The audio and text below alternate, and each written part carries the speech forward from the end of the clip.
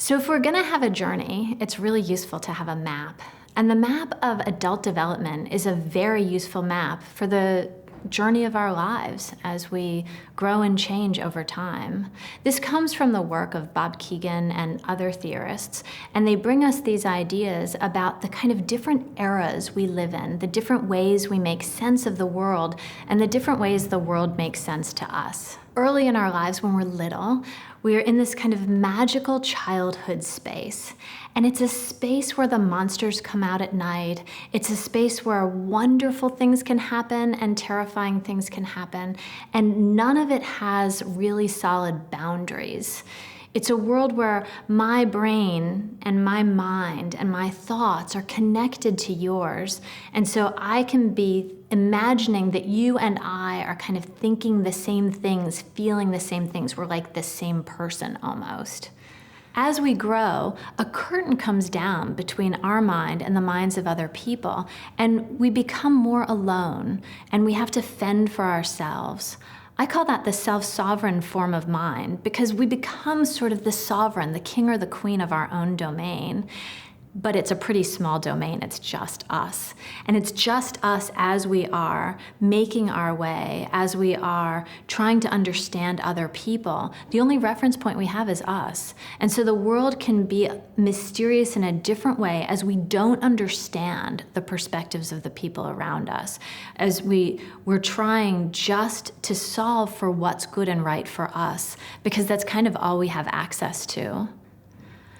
Most adults grow beyond that stage, and mostly they come to a place where actually they understand that they'd be stronger and better if they were linked arms with other people. And this kind of curtain between us opens up again, and we begin to breathe in the ideas, perspectives, values, beliefs of others. And those others can be of a kind of a profession, like engineering or law or accounting. It can be a social surround like a culture or a religion or a school. We breathe in these different surrounds and they make us up. And we get our sense of right or wrong, good or bad from those things.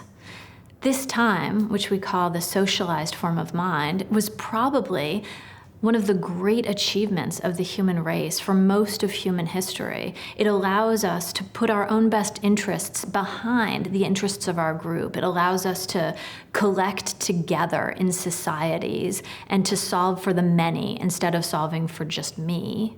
When the world gets too complex and we can't take in so many ideas, we can't figure out where the right way is, instead of having us be written by that world outside us, many adults begin to pick up the pen and begin to write their own story.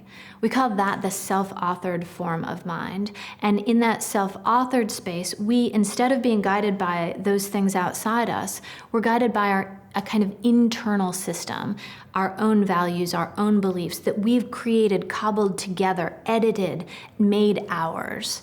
And in that space, we look inside ourselves to know what the right thing to do is. We look inside ourselves to be the final arbiter of right and wrong, successful, not successful, and what way we want to go. And we often spend a lot of time in that space trying to get that internal self-authored system as strong and powerful and good and solid as we can possibly make it.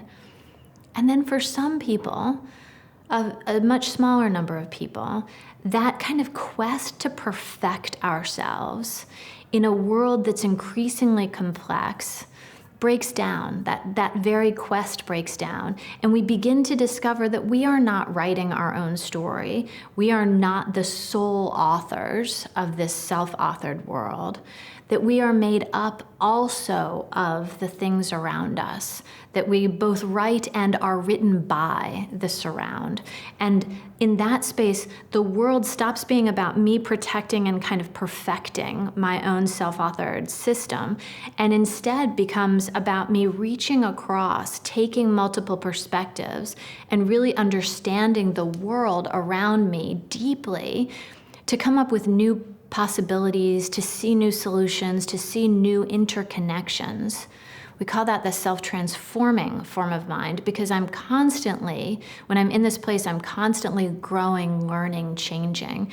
And it's got the kind of natural playground of complexity, the natural place for us to hold polarities easily, for us to operate in an experimental and always learning way. And that's the map that sort of supports our journey. We don't all need to get to the very end. We don't even know that that is the very end. But knowing something about that map helps us understand, where have I come from? Where might I be right now? And where might I be going?